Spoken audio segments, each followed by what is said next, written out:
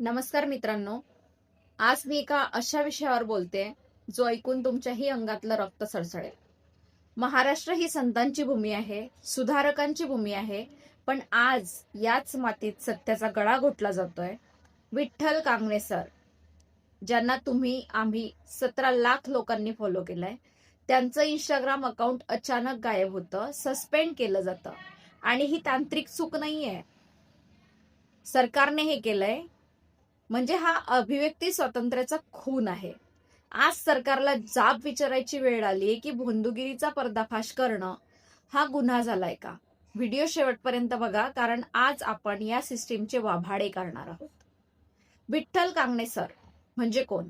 ते फक्त एक इन्स्टा इन्फ्लुएन्सर नाहीत. ते त्या पोरांचे आधार आहेत ज्यांच्या बापाकडे मोठ्या शहरात क्लासेस लावायला पैसे नाहीत. पोलीस भरतीसाठी अहोरात्र कष्ट करणाऱ्या हजारो तरुणांना त्यांनी खाकी वर्दीचं स्वप्न बघायला शिकवलं आणि ते पूर्ण करून दिलं. 17 लाख फॉलोअर्स ही नुसती संख्या नाहीये, तो या तरुणांचा सरांवर असलेला विश्वास आहे. मग अशा माणसांचं तोंड बंद करण्याचा प्रयत्न का होतोय? कुणाला भीती वाटते त्यांच्या प्रश्नांची? हा प्रकार घडलाय तो अशोक खरात सारख्या भोंदूबाबाच्या पोलखुलीमुळे. सरांनी एक व्हिडिओ बनवला, त्यात सरांनी उघडपणे सांगितलं की चमत्काराच्या नावाखाली गरिबांना कसं लुटलं जातंय. ह्या बाबाला भेटायला कोणकोणते नेते जायचे, त्यांनी फोटोसहित सगळे दाखवले. आता मला सांगा, अंधश्रद्धा निर्मूलन कायदा कशासाठी आहे?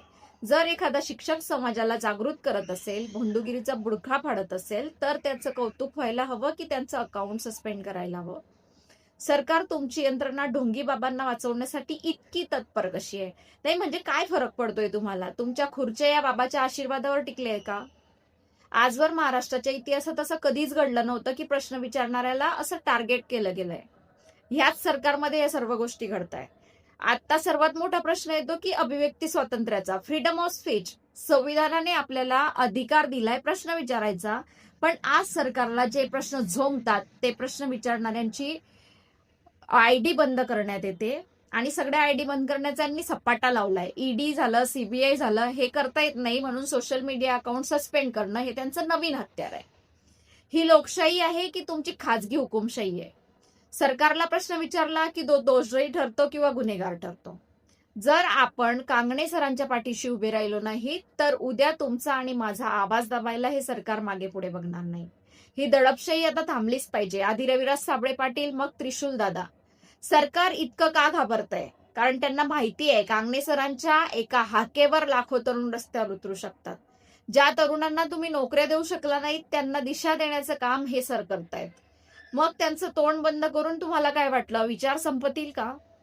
अजिबात नाही. तुम्ही एखादं अकाउंट सस्पेंड करू शकता, पण लोकांच्या डोक्यात गेलेल्या बंडखोरीचा विचार कसा सस्पेंड करणार? 15 लाख विद्यार्थ्यांच्या भविष्याशी खेळणाऱ्या या व्यवस्थेला आता जाब द्यावाच लागेल. ही भीती तुमची आहे, आमची नाही. मित्रांनो, हा व्हिडिओ प्लीज शेअर करा आणि सरकारला टॅग करा. त्यांना विचारा की भोंदूगिरीला पाठबळ का आणि सत्याला शिक्षा का? विठ्ठल कांगणे सरांचं अकाउंट तत्काळ रिस्टोर झालं पाहिजे आणि अभिव्यक्ती स्वातंत्र्याची ही गडचेपी थांबली पाहिजे. जर आज आपण गप्प बसलो तर इतिहास आपल्याला कधीच माफ करणार नाही. लक्षात ठेवा, वाघ एकटा असला तरी संपूर्ण जंगलाला धडकी भरवायला तो पुरून उरतो.